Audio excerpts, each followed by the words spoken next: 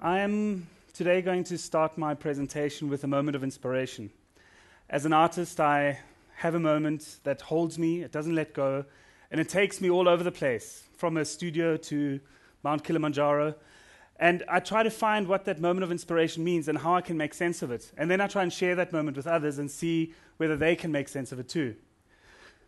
So the moment that I want to refer to now is not necessarily the moment that you see here, which was when I reached the top of Kilimanjaro, but rather the journey that it took to get up there.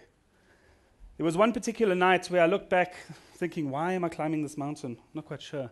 But I looked back and I thought, okay, that must be the path that I took. And the evening started to come down and I was just watching, and suddenly in the distance I could see the lights of the base city of Moshi kind of sparkling. And as it got darker, I could see the stars sparkling. And suddenly there was this tunnel of light that had presented itself to me. Now, my theories are that it was either the food that I ate or the altitude sickness, but one of the two stimulated in me a vision, an image. And the image that I ended up seeing, this tunnel of light, inspired me to do more, to try and find out more about this particular experience. So what I ended up doing is searching. I started scribbling in my sketchbook. What is it? What does it mean to be on this mountain between the stars and the city? Where do I exist? And I start to realize more and more that the places that I visit are often about these spaces in between. So I started to think about where I live. And I realized I live in Johannesburg. I work in Johannesburg. With my organization, I commission a lot of public art in the inner city of Johannesburg. We do a lot of education programs, etc. And living and working in the city of Johannesburg is a tough task. Hillbrow, being the neighborhood that it is, on the one hand is transforming, but it comes with its challenges. And it's the challenges that I face every day. But I live in Braamfontein on the 16th floor of an apartment block. And every day after a hard day of trying to make sense of the city, I sit on my balcony and I look down and I think, once again, I'm removed from the everyday. I'm removed from that moment that keeps me going, and I can contemplate that. And very rarely do we have the opportunity to contemplate. So part of this journey now is I want to show you 4 particular projects that are in making at the moment, and afterwards invite you into my studio where we're going to do a little experiment. And in that, on this journey, I want to share 4 particular projects with you. The first one is my engagement in the city of Johannesburg, especially in Hillbrow, where my business partner and I, Stephen Hobbs, entered into discussion with Senegalese immigrants. We were confronted by a big Senegalese man once when we were photographing in Hillbrow saying, oh, you must be careful here. But he spoke to us in French. He didn't speak to us in English. And both of us looked at him saying, this is our hometown. Why do you speak to us in French? It's not one of our 11 official languages. He smiled, he nodded, and he kind of walked into the distance. And 2 years later, I was invited into an exhibition in Dakar, in Senegal. And both Steve and I said, what can we do to really try to make a link between Johannesburg and Dakar, that link that doesn't really exist? And we remembered this guy. And this was just around about when xenophobia issues were starting to get more and more interesting in this country and quite challenging to deal with. And subsequently, we interviewed Senegalese immigrants in Hillbrow. We went on a search. We walked through Hillbrow saying, who can we meet that's Senegalese? With a bit of French that we had, we eventually got into conversation and got to know these Senegalese immigrants and asked them to draw us maps, saying, on this piece of paper, draw me a map of Dakar, show me your journey and tell me your story. And these were the kind of maps that they drew for us. This is how you get to Dakar. There's South Africa, there's Dakar. This is how you navigate Dakar. You come to a traffic circle, you take a right. What the traffic circle is, no one knows. But these were the kind of maps that we were given. And we used only those maps, no other stories, no Google Earth, no Lonely Planet, no travel guides. And we landed in Dakar and said, now what? Let's try and find our way. And we spent 10 days trying to walk these roads and trying to make connections between map and image, which didn't always work. Terribly lost. But some of the wonderful stories that came out of it was, for example, Ali, a Gambian friend of mine that lives in Hillbrow, who said, I have to meet Richard, who he got to meet on Gorée Island. So he drew me this wonderful map of Gorée Island. If anybody can explain this to me, I'd be very grateful, because when we got there, it looked nothing like that. But we started to navigate around, and apparently Richard is this Rastafarian gardener. And we said, all right, now let's see if we can find Richard. And literally, we turned the corner, and there's Richard with his hosepipe watering the garden. We come up to Richard saying, are you Richard? He said, yes. You remember Ali? He got high with you. He did this and this and this. Whoa, Ali! And so we found Richard. And we brought Richard's story back to Ali. We got a little number and we got a little address. And we brought these stories and these images back and our own maps back to the Senegalese in Hillbrow. And what happened at the moment that we presented in this nightclub in Hillbrow, the story back to them, was grown men crumbled. It was the most humbling experience I've ever had, sitting in a room of people that were foreign to us in the sense that they were scared. They weren't sure, who are these people? Who are they in relation to South Africa? We are possibly legal, some of us. We're not quite sure how to handle these whiteys in our neighborhood. And suddenly there was this absolute trust and engagement with us the moment we told them their stories back to them based on their maps. And this has led to us really understanding our own city better, because we started to look at the neighbors that for so long are living in our city that have been suppressed because of xenophobic issues. This project is ongoing, and we're going back to Dakar later this year.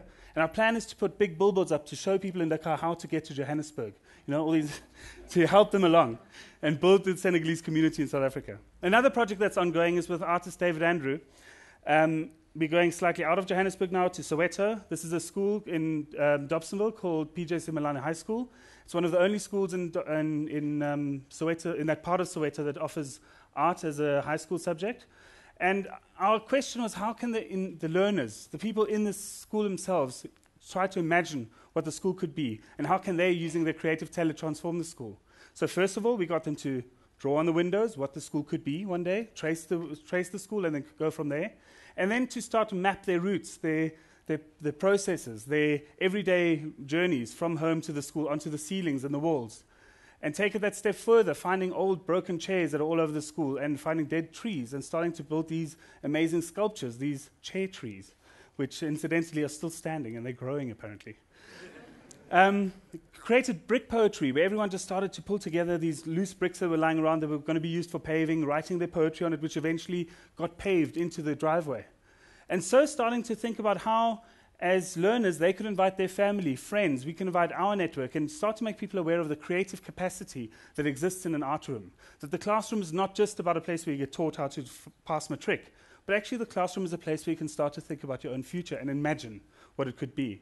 And it's had incredible results, because a lot of these learners that we worked with have now passed matric, but they still want to carry on. They still want to be part of the C30 classroom, which they were so proud of, and want to take it forward.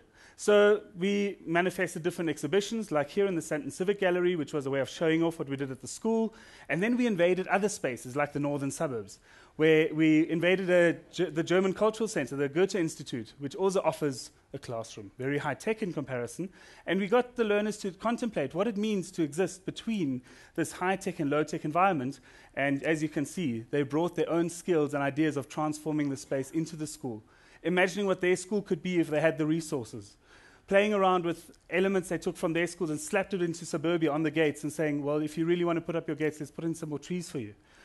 Playing around with repaving the northern suburbs house with this Soweto-based paving style that they've been very proud in being participating in. And the obvious example, creating a sports field out of the parking lot at the Goethe Institute, which for them is where they play sports, on the parking lot.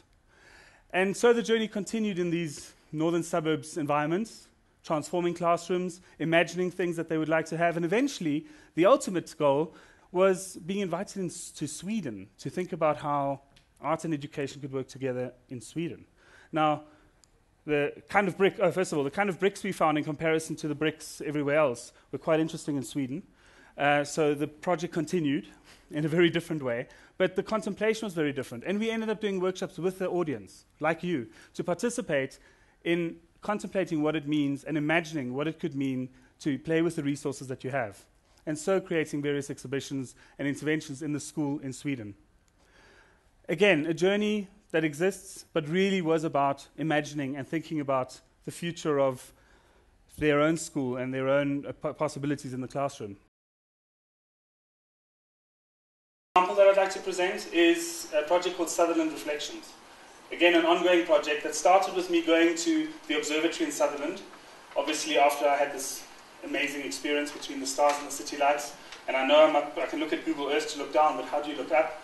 I went to the observatory and I had a look at SALT, which is one of the largest telescopes in the Southern Hemisphere, and all the other telescopes there. And while I was there, it was always overcast, so I never got to see anything.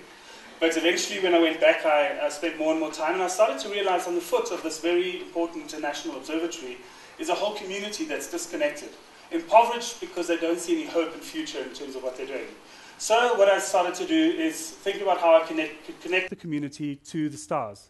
And we started to fly kites, build installations, play little parachute games where they then imagined they were the parachuters and created their own landscape, which incidentally is now going into the information hub of Sutherland, and start to dream and imagine what things could be. We would fly one kite and attract 200 kids in one go, and then actually allow them to make their own, think about what it means to fly a kite, and actually empower them to imagine.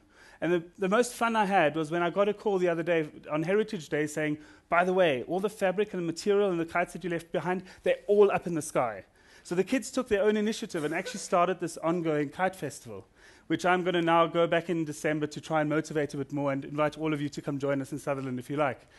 But the intention was to create something in the landscape that was wow, and that could get the kids to say, we're proud of this experience. And these pictures that you see now going up as large-scale posters in Sutherland, posters, they're more like billboards in this little town of 3,000 people to show off what the kids have created and how they've become powerful in that process.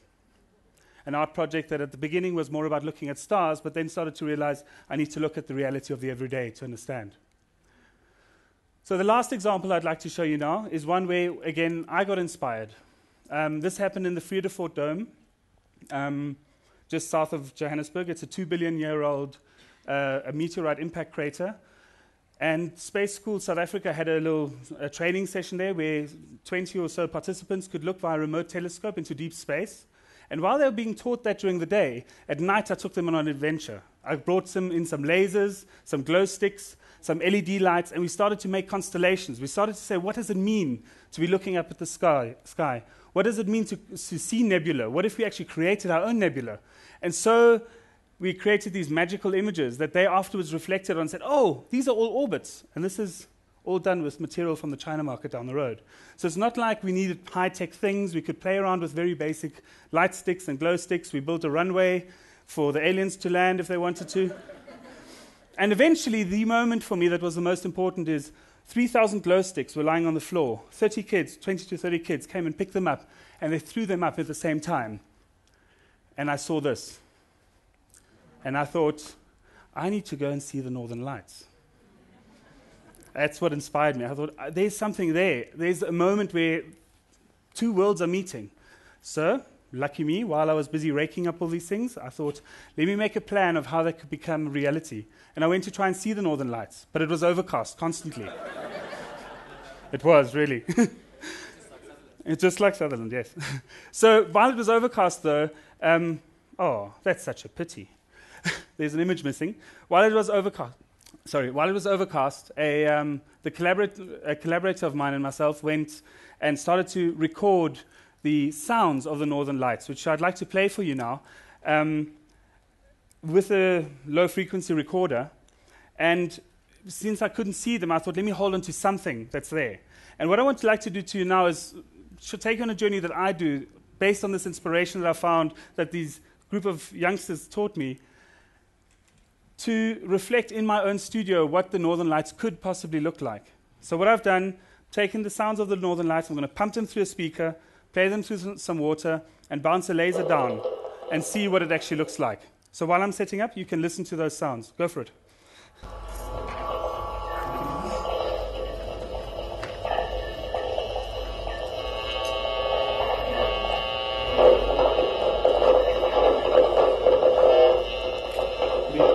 Can we shut down the lights, please?